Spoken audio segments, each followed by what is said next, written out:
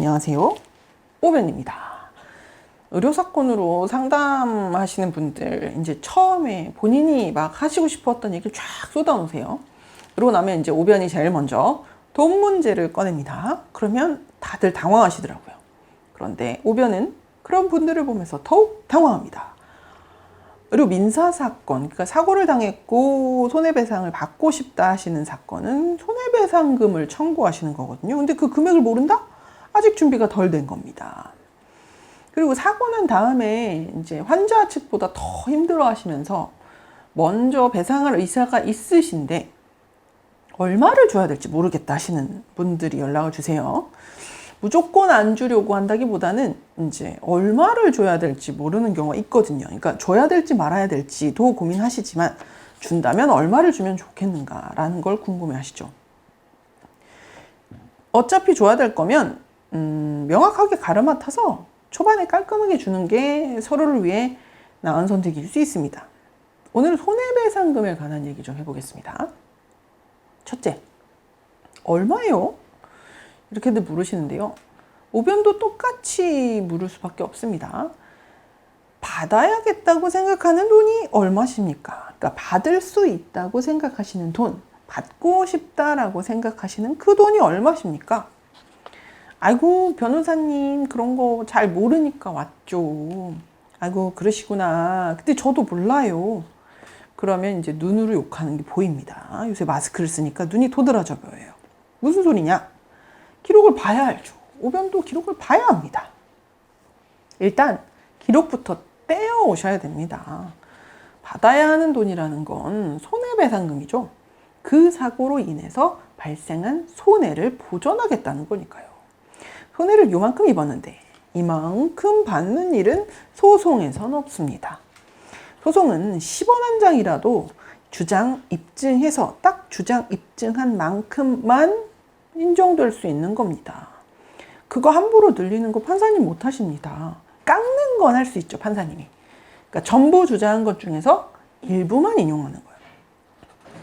돈은 오변 인생에서만 중요한 게 아니라 소송에서도 굉장히 중요합니다. 그래서 얼마냐? 이건 소송 비용하고도 연관되거든요.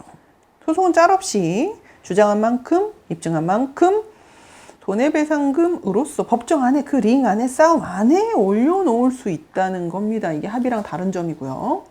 그 사고로 인해서 장애가 남았고 그게 인정이 돼서 향후 치료비나 보조금 구입이나 이런 것들이 의료 의무 기록 같은 걸로 기록상 입증이 되는 거라면 그거에 관해서 받을 수 있겠죠. 자, 그럼 변호사님아, 무슨 기록을 가지고 와야 됩니까? 두 번째로 넘어갑니다. 따라오세요. 둘째, 손해배상 청구에서의 손해가 뭘까요? 우리나라는 손해를 세 가지로 분류합니다. 먼저 적극적 손해. 즉 우리 주머니에서 나간 돈이 있습니다. 사고로 인해서 지불한 돈이겠죠. 치료비, 간병인 도움받았으면 개호비 같은 거고요. 그러니까 적극적 손해를 주장 입증하시려면 치료비 내역, 간병비 내역을 가져오셔야 되는 겁니다. 꼼꼼하신 분들은 병원에서 삼각김밥 사 먹은 영수증까지 다 가지고 오시던데 사실 엄격하게 따지면 그건 이제 치료비는 아니어가지고 삼각김밥을 사 먹으면서 버텨야 할 만큼 고생을 했다! 라는 정도로 참작이 돼서 위자료 산정에 참작을 해주신다. 뭐 이제 그렇게 생각하시면 되겠습니다. 자, 그 다음에 소극적 손해, 일실수익이라고 들어보셨을 거예요. 그 사고로 인해서 벌 수 있었는데 못 번 돈이 있을 겁니다. 얼마간 입원했었다면 그 입원 기간 동안 못 벌은 월급, 수입이 될 거고요. 장애가 생겨서 노동능력이 상실이 됐다라는 게 인정되면 앞으로 정년까지 그 상실된 노동능력만큼을 돈으로 환산한 부분이 될 거고요. 그러니까 그 노동능력 상실률, 장애진단 이런 부분이 중요하겠죠. 장애진단서, 그리고 그 직장에서 얼마를 받고 있는지 급여 관련한 부분들 그런 게 필요합니다. 물론 장애진단서나 노동능력 상실률은 의료에 관한 부분이라서 이제 소송하면서 감정 절차 등을 통해서 정해지기도 합니다. 그런데 이제 다른 절차를 통해서 이미 받아두신 기록이 있거나 확보한 기록이 있을 수 있잖아요. 그렇기 때문에 준비하셔야 됩니다. 그런 것들을. 그리고 마지막으로 많이들 들어보셨죠? 위자료. 그건 정신적 손해에 대한 겁니다. 이제 위자료 10억 막 이렇게 되게 얘기하세요. 이게 그만큼 마음이 아프신 거죠. 제가 모르지 않습니다. 막말로 저도 제 가족이 다치거나 잘못되면 또는 뭐 제 몸이 건강한 상태로 돌아갈 수 있다. 돈 10억이 문제겠습니까? 되돌릴 수만 있다면, 그런 보장만 있다면 뭔 짓이든 해야죠. 근데 이제 그게 불가능하고 위자료의 현실화가 아직 우리나라에서 안 되고 있습니다. 그러니까 변호사들이 제일 안타까워하는 부분인데요. 꼭 돈 때문이 아니라 사건에 가장 가까이에서 그 사건들을 보다 보니 안타까워할 수밖에 없는 사람들이에요. 그러니까 어떤 사고가 발생을 하면 그걸로 인해서 받은 정신적 고통, 마음의 상처, 이런 게 아직 우리나라 너무 적게 환산이 되는 경향이 있습니다. 그러니까 또 빨리 잊혀지나 싶기도 해요. 실질적으로 위자료를 10억 뭐 막 이렇게 인정해 주진 않습니다. 가끔 위자료가 너무 많네 막 그런 얘기 막 나오는데요. 판결문에 정신적 고통에 대한 위자료, 이거는 이제 일반적으로 생각하시는 부분보다 많이 적습니다. 그러니까 이거는 이제 소송상 인정되는 판결문에 위자료라고 찍히는 그런 부분이요. 당사자끼리 합의해서 이걸 위자료라고 한다라고 이름 붙이는 그런 거 말고요.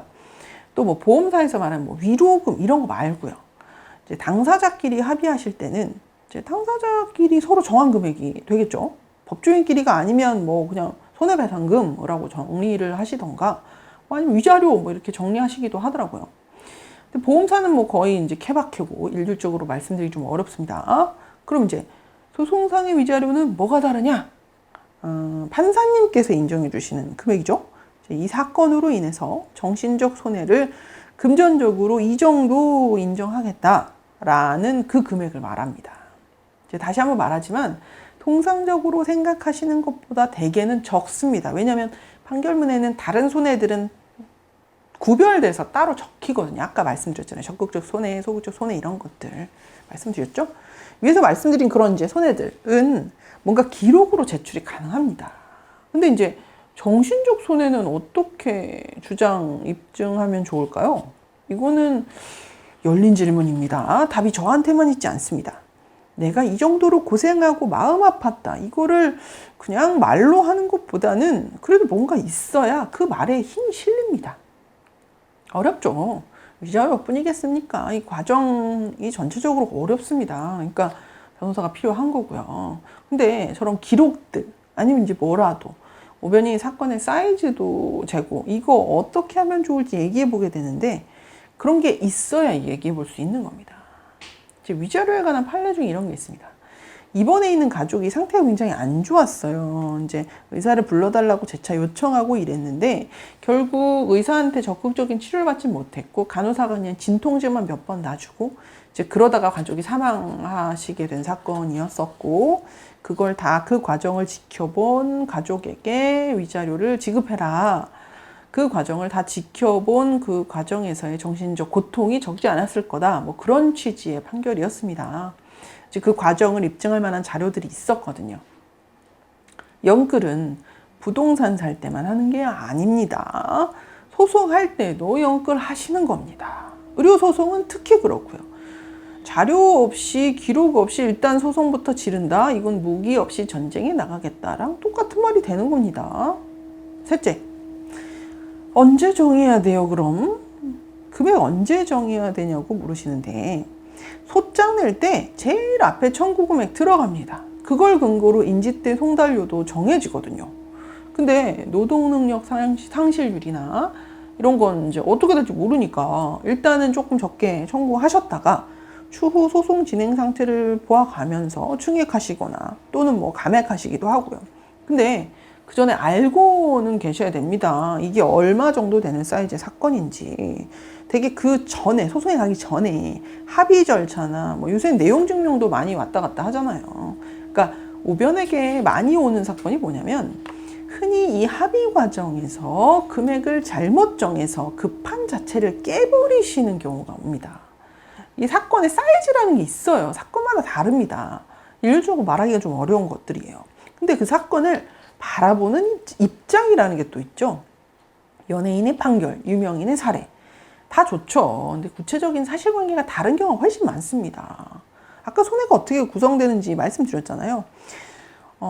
판결을 그대로 적용하시면 안 되는데 흔히 그냥 대충 기록 없이 검색하셔서 또는 일부 자료만 가지고 뭐 그냥 손해사정사한테 맡겼어요 뭐 이런 얘기들 하시는데, 근데 잘 보면은 잘 안 돼서 소송을 가야 되는 상태에서 오는 경우가 많아요.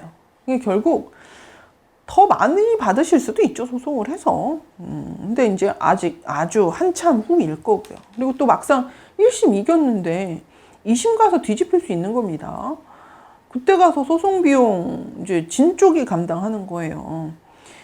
그리고 소송 가서도 이제 중간에 조정의 회부가 될 수 있습니다. 그러면 결국 처음에 합의할 때보다 금액이 좀 떨어질 수도 있습니다. 물론 더 받을 수도 있겠죠. 알 수가 없다는 게 가장 큰 문제니까, 소송은.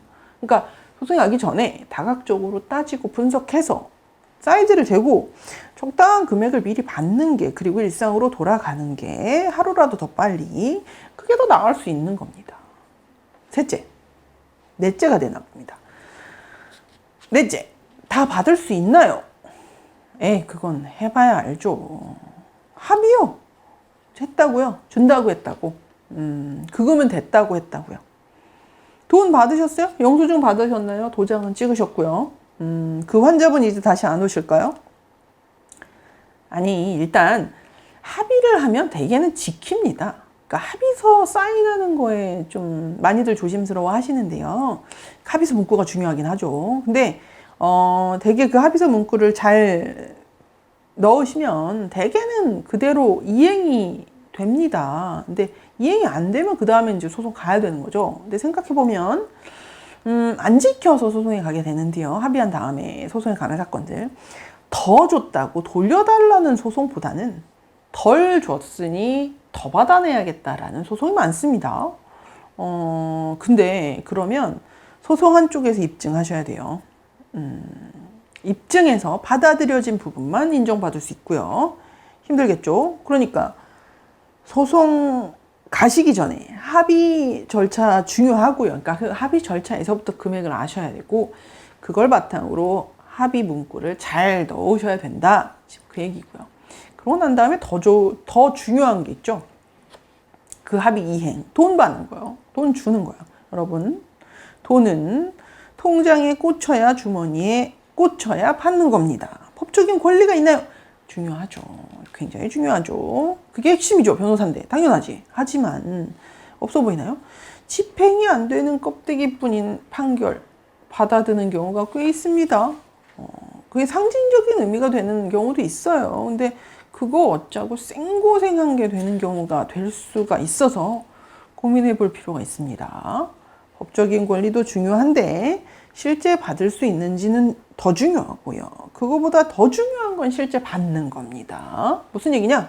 확실하게 하셔야 된다는 얘기예요. 합의하기로 했고 심지어 돈도 다 줬는데 더 달라고 하시는 분들도 많고요. 다 줬는데 더 줬다고 난리치시는 분들도 많습니다. 합의 과정에서도 충분히 알아보고 얼마를 주고받는 게 적절한지 냉철하게 판단해 봐야 돼요. 그러려면 그 과정에서 미리 알고 있어야 됩니다. 당사자들이. 그래야 나중에 결국 이중의 노력, 이중의 비용을 안 들이실 수 있어요. 너무 적게 받으면 적게 받은 쪽이 화병 납니다. 너무 크게 받으려고 하잖아요? 상대방이 안 줍니다. 큰 돈 줄 거면 소송 가서 명명백백히 밝혀서 엄격히 책임을 져야 된다고 인정된 부분만 돈 주는 거지. 돈 원래 그렇게 줘야 되는 거 아니에요. 세상엔 정말 다양한 분들이 많습니다, 여러분. 오면은 점점 이제 타인에 대한 이해의 폭이 점점 넓어지고 있어요. 뒷말은 생략합니다. 소송이요. 아까 말씀드렸죠. 소송상의 위자료를 재는 잣대는 판사님의 마음속에 있습니다. 판사님의 마음을 훔쳐야 돼요. 해봐야 아는 겁니다. 그 확률을 올리려고 하다 보니 뭐 깨알 같은 증거들 진짜 연끌해야 된다고 제가 표현을 하는 거고요. 그렇게 말씀드려서 죄송합니다만 진짜입니다. 연끌해서 해봐야 아는 겁니다. 그래야 또 후회가 안 남아요. 오늘은 손해배상금 부분에 대해서 좀 얘기를 해봤습니다. 오변은 구독과 좋아요, 알림 설정까지 강요합니다. 감사합니다.